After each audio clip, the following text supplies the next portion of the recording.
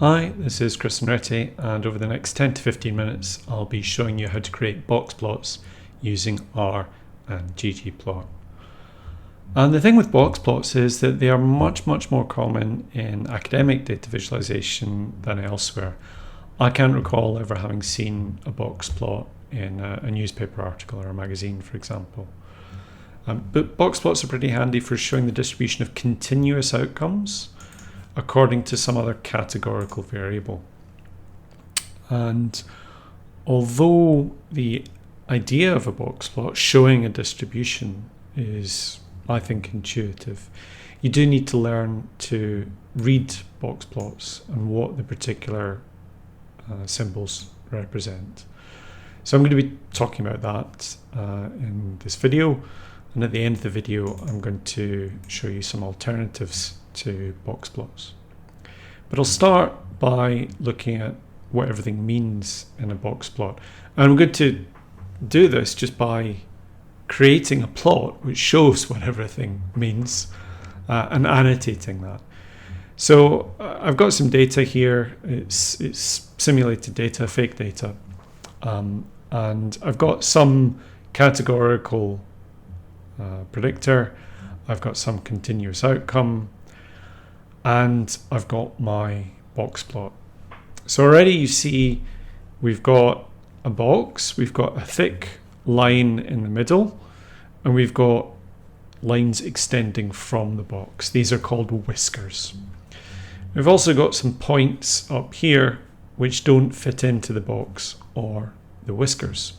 So what are those? Well, I'm going to start annotating this plot, showing what each line represents. So if we start with that thick line across the box, that represents the median.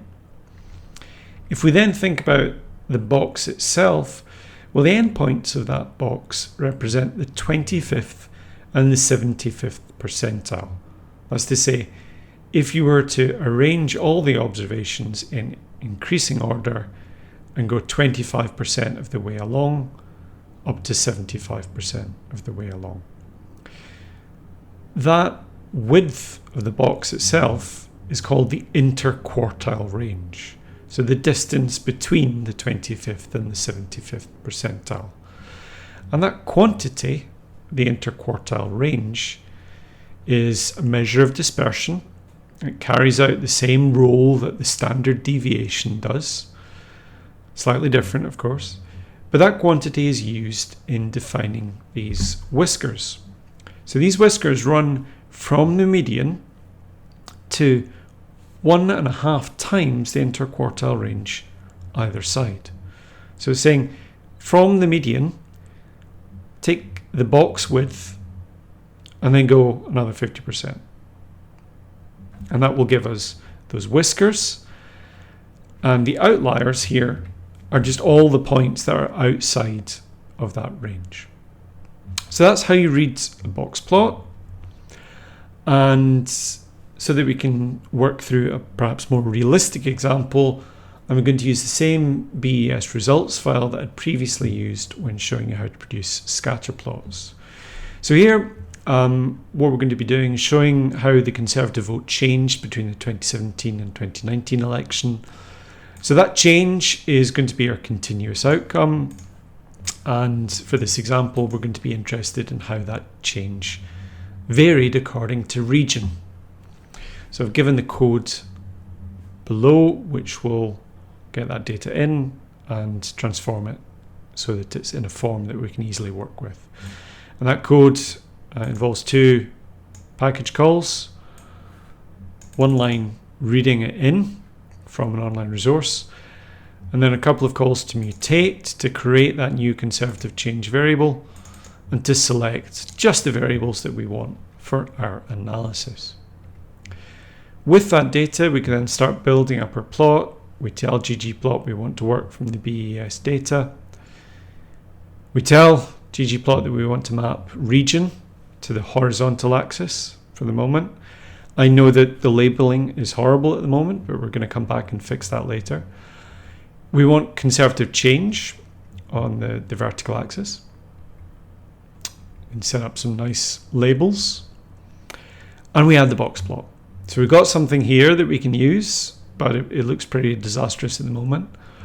I'm going to flip the scale so that now, instead of the regions going along the horizontal axis, they go along the vertical. The reason that I do that, well, it breaks with the convention that we put the thing we use to explain on the horizontal axis. The reason I'm doing that is just for convenience of labeling, so that these axes labels are set out horizontally and we can read them. I've found that to be easier. There are other ways that you could keep that kind of arrangement by rotating the axis text, but that's a bit more involved, so I'm not going to do that here. So that's our basic box plot, but we can improve that. So at the moment, those regions, as they appear in the box plot, they're in reverse alphabetical order. So we've got Yorkshire and the Humber first, because Y is close to the end of the alphabet, then West Midlands, then Wales, and so on. We can remedy that, and what we're going to do is reorder that factor. So we're going to say that the region variable is now the result of calling that reorder function on region itself, where we're reordering according to values of conservative change.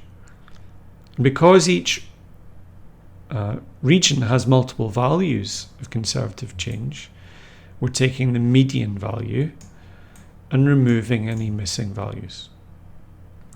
So once I've done that, and step through this code again, then suddenly everything starts looking ordered. We can see that on average, the conservative change in Scotland was the worst, and the conservative change in the West Midlands the best for the party. Now, if you wanted to play around with some alternatives, I'm going to explore some alternatives here using the bswarm package, which you might need to install before doing anything. I'll start with the violin plot, which is part of ggplot itself. It's very similar, except instead of geom_boxplot, we call geom_violin. And instead of seeing a box which bulges out where most of the data is, we see this kind of smoothed representation of the data, which in some cases can look like the structure of a violin. It doesn't really work like that for lots of our regions, but it's a smoother representation than a box plot. An alternative is a bswarm plot. It's an evocative name. I can't really describe it. I probably think it's better just to show it to you. What I'm going to do here is plot this bswarm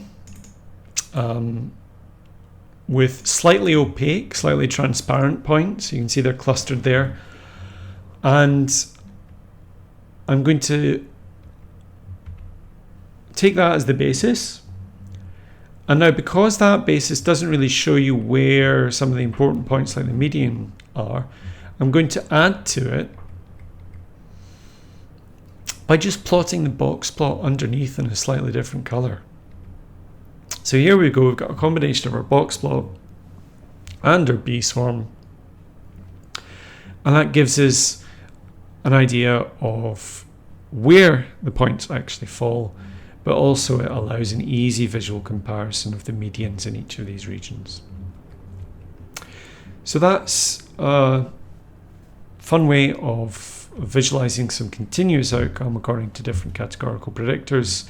Obviously, again, you could play around with other aesthetics, other ways of mapping information about the conservative change onto this, but that I think is as busy a plot as I want to create for the moment, so I'll stop there.